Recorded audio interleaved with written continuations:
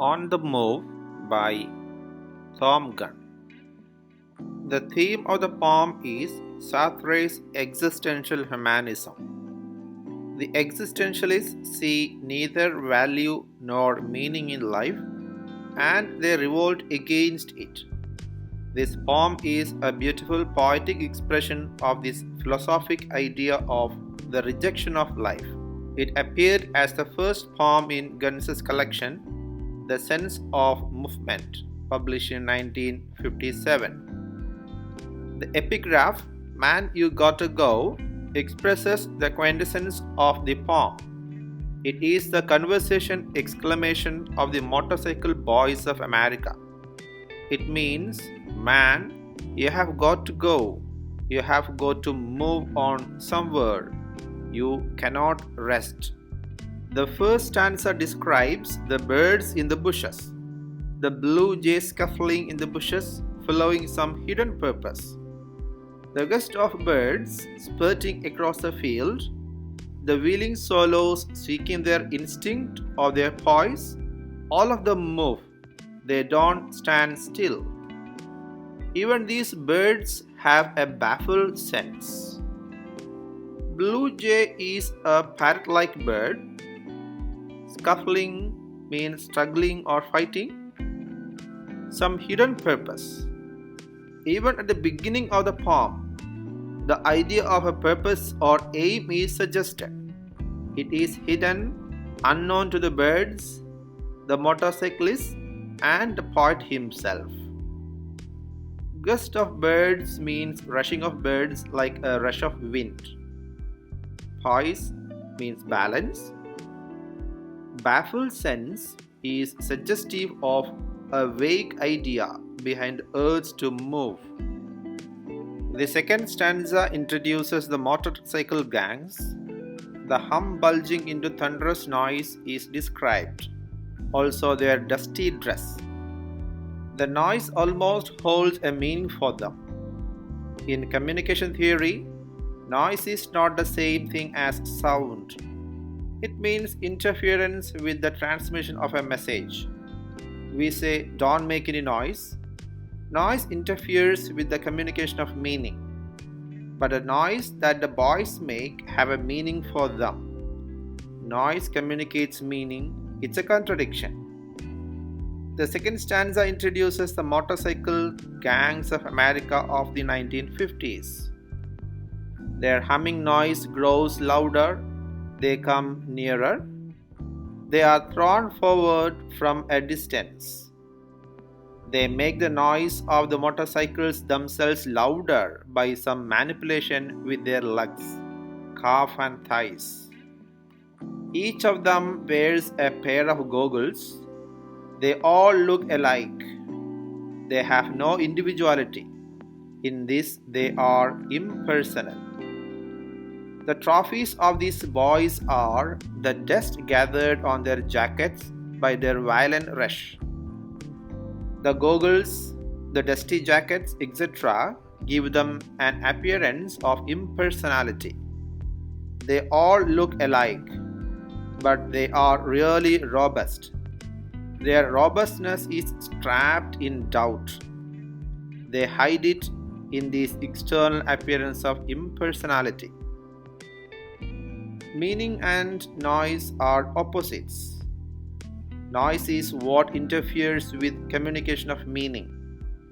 These youngsters almost find meaning in their noise. They have a vague idea that the very noise they make their movement away from this meaningless, valueless world holds within it a meaning. That the movement is meaningful was suggested in the last two lines of the first stanza. The third stanza tells us that they have no precise destination, but they are moving away from a known and futile existence. Their direction is where the motorcycle tires take them. The will is very powerful. Much that is natural must yield to the will. With the power of will, man can make not only the motorcycle but also his own soul. Therefore, he can dare to exercise his will to shape the future through his choices. The third stanza takes us further. It introduces the idea of a goal towards which they move. The destination or conclusion of journey is vague. It has no shape yet. Their starting point is known from known whereabouts. They are directed by their tires. They go wherever their tires take them. In other words, they have no exact destination. To the motorcycle boys, it is a flight from something that they really dread. The writer says the birds are scared by the noise of the boys. The motorcycle is made by the will. It scares the birds of nature. Nature must yield to will. The human will can overcome the futility and frustration of life or nature. Both the motorcycle and the soul are made by men, by their will. Sartre says that man creates himself or creates the soul by making arbitrary but important choices. When we choose a course of action, we cannot know its consequences beforehand, but the consequences will follow. So, men can use these choices, which they imperfectly control, to dare a future, a destination, a state of meaningful existence. The movement is symbolic of such choices. In the fourth stanza, the poet realizes that this is a partial solution to the existential predicament. The individual is not necessarily at odds with this world. He is not a helpless being in an alien world, as existentialism makes out. This is because he is only half animal. Animals act on instinct. Man has will. One wakes afloat on movement that divides and breaks. By means of his will, he can move from one place to another, from one state to another. One can join the movement. This may be political or even poetical, as the movement in English poetry of the 1950s. One can move away from a valueless world by making the important choices. Both the hurler and the hurled, both he and the frustrating, valueless world around him move away from this world, somewhere out of it all. Value is imposed by choice, so one may be moving towards value. After all, this aimless rushing forward is not meaningless. It holds within it at least a partial solution to the existential predicament. One is not necessarily discovered on earth. The writer means the existential idea is that the individual human being is born into an alien universe.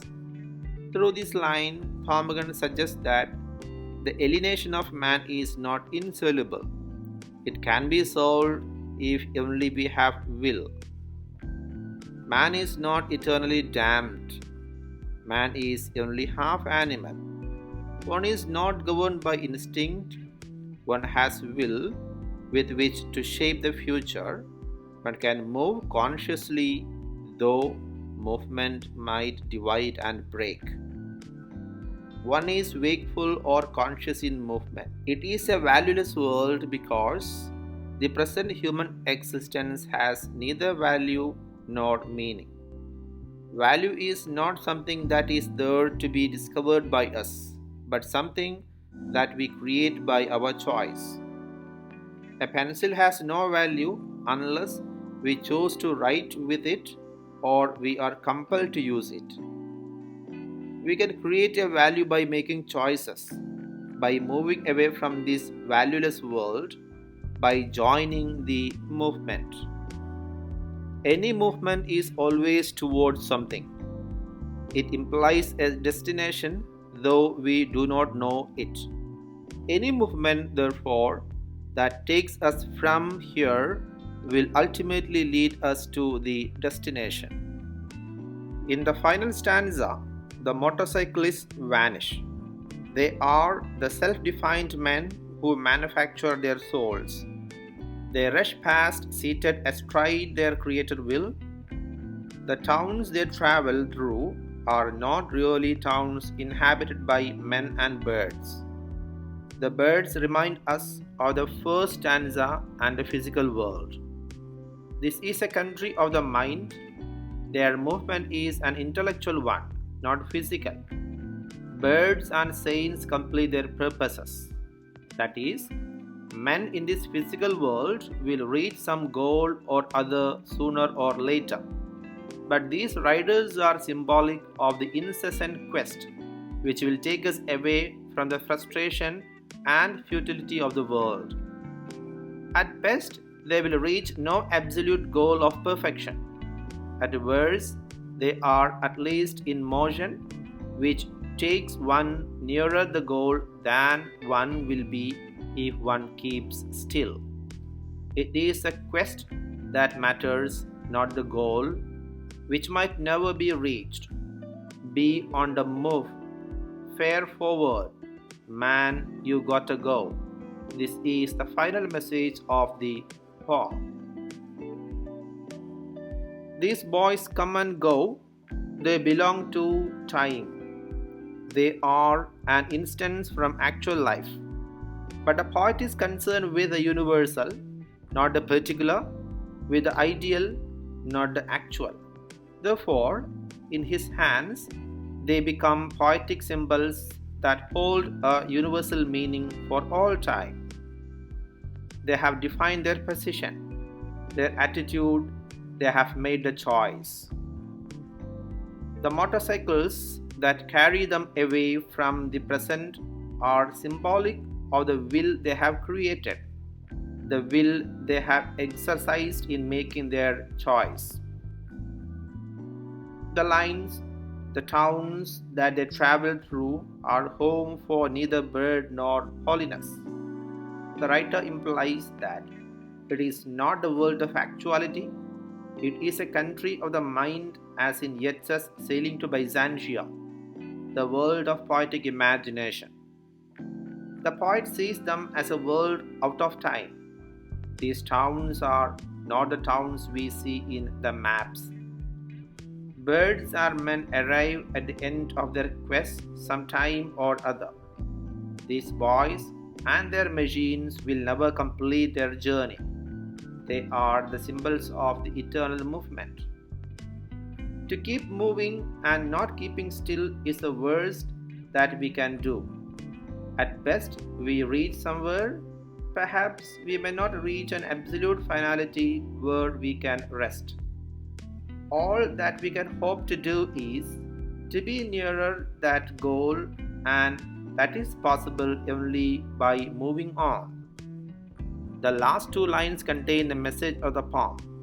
In one respect, this poem has affinity with Tennyson's Ulysses, for whom all experience is an arch where through gleams that untraveled world whose margin fades forever and forever when I move, with Yeats's Sailing to Byzantium and the ancient Indian Upanishads. Thank you.